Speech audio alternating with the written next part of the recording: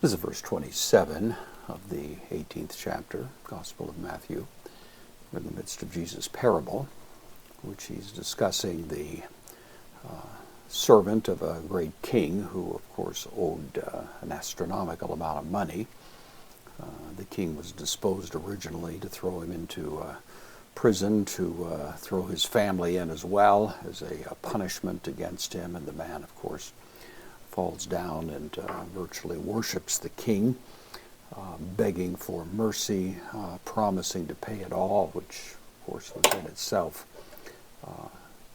completely impossible, but nevertheless he makes the request, and we have this response now. So we have splagnistheis.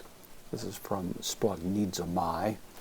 The underlying word splachna means compassion, to be moved deeply, and the vowels literally of the original Hebrew idiom.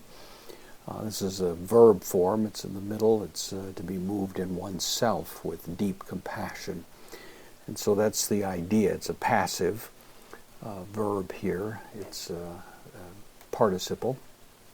So having been moved in compassion, hokurios, the Lord here, postpositive da. So the Lord, the master, the king, having been moved in his compassion, this is the Lord to dulu, of the slave, of the servant.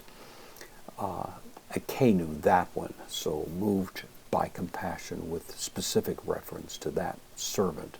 Akenu, the demonstrative pronoun, agreeing with dulu and essentially modifying it.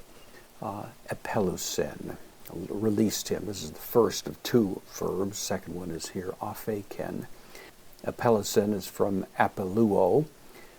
It means to loose or to release. It would really have focus on the idea that this person is being released from, you might say, the imprisonment, which in itself would be a great benefit to the man. So he released him. And then in addition, kai, connective, to da neon. This means a debt. It's related to the word didomi, and so something that is given here by a distant extension of that meaning is something that's owed. So he released him, and the debt, apheken, he forgave, from aphemi. So both of these are third-person singular, aorist active indicative. He released him and forgave the debt of him. So it's this extraordinary display of compassion on the part of the king, who takes this man from what would have been an utterly inescapable lifelong sentence, you might say, and not only forgives him but restores him. And it is, of course, intended to be a surprising display of the kind of compassion that God will show on people who will fall on their knees and beg for mercy to him.